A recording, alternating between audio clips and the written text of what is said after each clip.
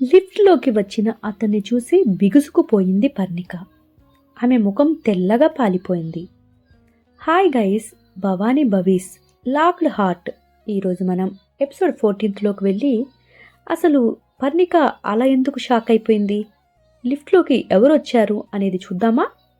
ఇక కథలోకి వెళ్ళిపోదాం. 14th episode.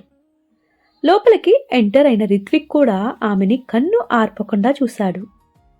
పర్ణిక అన్న పిలుపు అతని నోటి నుండి పూర్తిగా బయటికి రాలేదు. అప్పుడే టింగ్ మని లిఫ్ట్ డోరు 2వ ఫ్లోర్లో ఆగటం, రెప్పపాటు కాలంలో పర్ణిక బయటికి పరిగెత్తడం ఒకేసారి జరిగిపోయాయి. స్నేహ మొదట తెల్లబోయింది.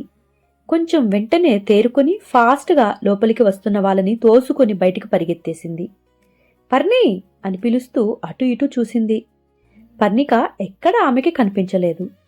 అటు ఇటు ఎంత వెతికినా అక్కడ వర్క్ చేస్తున్న వాళ్ళని కొంతమందిని అడిగింది కూడా. వాళ్ళు కూడా నాకు తెలియదు అని చెప్పేశారు. ఏం చెయ్యాలి అనేది తెలియక స్టెప్స్ వైపు వెళ్ళింది స్నేహ.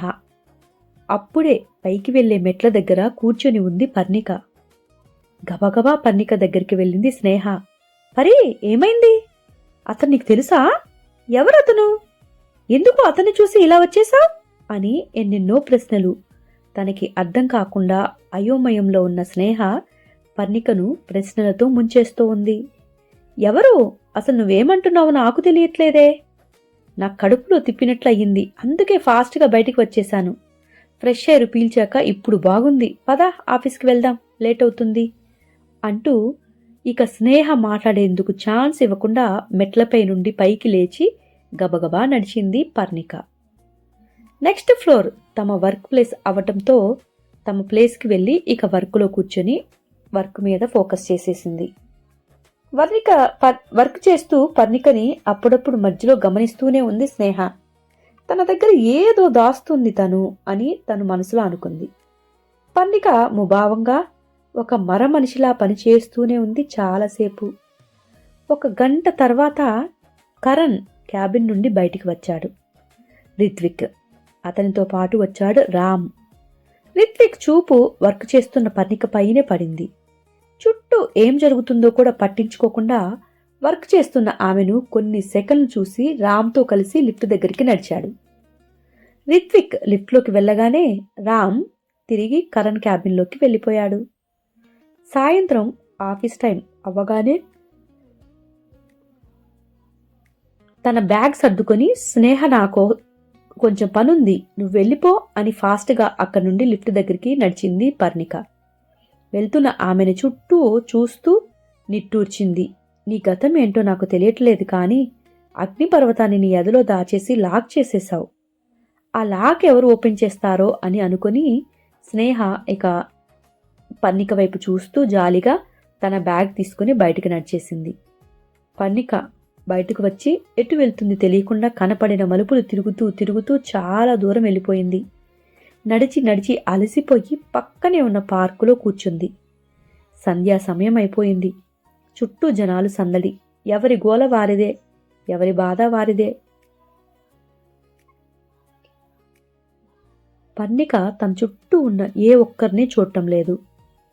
ఆమె చూపు మాత్రం ఎటో గాలిలోకి ఉంది. ఆమెకి కాస్త దూరంలో నుంచొని ఆమెనే చూస్తున్నాడు రిత్విక్. అస్తమిస్తున్న సూర్యకిరణాలు ఆమె చెంపలపై పడి వింతగా మెరుస్తున్నాయి. ఒకప్పుడు ఆ అందానికి అంబాసిడర్లా ఉండేది. ముట్టుకుంటే మూసిపోయే రంగు, చెరగని చిరునవ్వుతో, లైట్గా బేబీ ఫ్యాట్ ఉండి ముద్దుగా ఉండేది.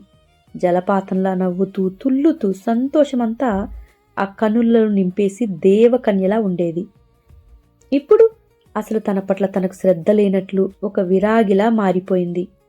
వెలుగు ఒక్క కోసమైనా లేదు ఆ కళ్ళల్లో. అసలు నవ్వటం మరిచినట్టు ఉన్నాయి ఆ పెదవులు. తన మనసులో దాగిన అందాల బొమ్మ రూపు ఇప్పుడు ఇలా వెలవెలబోతుంటే చూడటానికి చాలా కష్టంగా ఉంది. నువ్వు కోరుకున్నది కదా అని వేలం చేసింది అతని అంతరాత్మ. నిజంగా ఇలా అవ్వాలని అతను కోరుకున్నాడా? తను చెయ్యాలి అని అనుకున్నది ఒకటి, జరిగింది మరొకటి. ఆమెను మాయలో పడేయాలి అనుకొని తను కూడా ఆమెతో పాటు ఆ మాయలో కూరుకుపోయాడు. ఆ ఊబి నుండి పైకి రావటం ఈ జన్మకి చేతనవుతుందా అసలు అతనికి?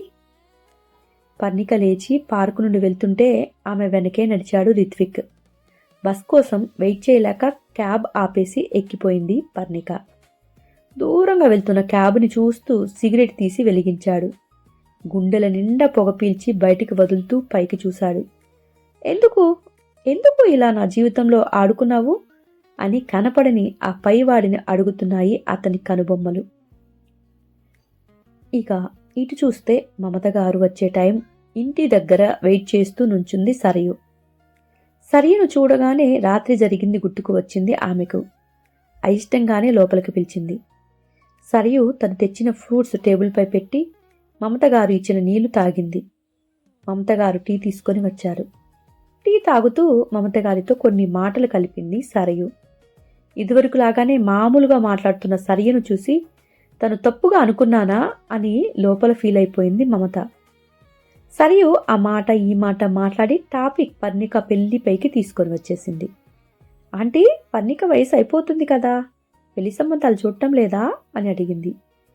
మమత చూడకేం చాలా వస్తున్నాయి అని చెప్పింది. మరెందుకు సెట్ అవ్వటం లేదు? కట్నం గురించి ఇబ్బందా? మీరు డబ్బు గురించి భయపడద్దా ఆంటీ? పరి పెళ్లికి నేను సర్దుతాను. అది అలా ఒంటరిగా ఉండిపోవటం చూసి నేను తట్టుకోలేకపోతున్నాను అని చెప్పింది. చాలా థ్యాంక్స్ సరియు, ఫ్రెండ్ గురించి నువ్వు చాలా బాగా ఆలోచిస్తున్నావు. కట్నం గురించి కాదు ప్రాబ్లం, పరికి ఎవరూ నచ్చటం లేదు, ఏదో ఒక వంక పెడుతూనే ఉంది అని చెప్పింది. అవునా, అది ఇంకా రిత్విక్ని మర్చిపోలేదా అని సరియు అడిగింది. ఏమో తెలియదు, కానీ అతని పేరంటే చాలా గొడవ చేసేస్తుంది అని చెప్పగానే, అంటే పరి మనసులో ఇంకా రిత్విక్ ఉన్నాడా? రిత్విక్ కోరుకుంటే తిరిగి అతనితో కలిసిపోతుందా? నో, అలా జరగటానికి వీల్లేదు. రిత్విక్ నా భర్త ఆలోచనలో మునిగిపోయింది సరియు. సరియు అని మమత పిలిచేసరికి ఈ లోకంలోకి వచ్చింది అతని ఊహల్లోంచి, ఆలోచనలోంచి. హా ఆంటీ చెప్పండి, ఏదో ఆలోచిస్తున్నాను. పరి ఇష్టపడటం లేదు అని వదిలేస్తారా? మీరు తన తల్లి, మీరు గట్టిగా అనుకుంటే ఏదైనా చేయొచ్చు. పరికి ఏది మంచిదో మీకంటే బాగా ఎవరికి తెలుస్తుంది? మీరు సంబంధం చూడండి, నేను ఒప్పిస్తాను తనని అన్నది సరియు. అప్పుడు మమత, నిజంగానా అని అడిగింది. నిజంగా, తనని ఒప్పించే బాధ్యత నాది ఆంటీ అని సరియు చెప్పగానే, నా బంగారు తల్లి ఉండు, నీకు తినటానికి ఏదైనా పట్టుకుని వస్తాను అని లోపలికి వెళ్ళింది. అంతవరకు నవ్వుతూ ఉన్న సరియు ముఖంలో నవ్వు మాయమైపోయింది. నీకు పెళ్లి చేసి ఎంత తొందరగా వీలైతే అంత తొందరగా నేను నిన్ను ఇక్కడి నుండి పంపిస్తాను అని మనసులో అనుకుంది, పర్ణిక మీద కొంచెం కోపంతో. అప్పుడే మమతగారు తెచ్చిన ఫుడ్ చిరాగ్గా చూస్తూ, ఆంటీ సారీ, నేను వెళ్ళిపోవాలి, మా వారు వచ్చే టైం అయిపోయింది అని లేచింది. మమతగారికి చెప్పేసి తన కారులో ఇంటికి వెళ్ళిపోయింది. హాయ్ గైస్, ఈరోజు ఈ ఎపిసోడ్ అయిపోయింది. మీకు నచ్చిందని అనుకుంటున్నాను. నెక్స్ట్ ఎపిసోడ్ కోసం తిరిగి చూస్తారు కదా. మరియు ఈరోజు సంక్రాంతి పండుగ అందరూ మంచిగా సెలబ్రేట్ చేసుకున్నారా? నిన్న భోగి మంట మంచిగా వేసుకున్నారని అనుకుంటున్నాను. రేపు పార్వీట అని మా ఊర్లో అయితే జరుగుతుంది. మరి మీ ఊర్లో ఏం జరుగుతుంది? సంక్రాంతి ఎలా చేసుకుంటున్నారు ఏంటి అనేది వీలైతే కామెంట్లో చెప్పేయండి. నా ఛానల్ని ఇంతవరకు సపోర్ట్ చేస్తున్న మీ అందరికీ చాలా థ్యాంక్ యూ. ఇక మీదట కూడా మీ సపోర్ట్ ఇలాగే ఉంటుందని అనుకుంటున్నాను. Thank you guys. తిరిగి మళ్ళీ రేపు కలుద్దాం. బాయ్.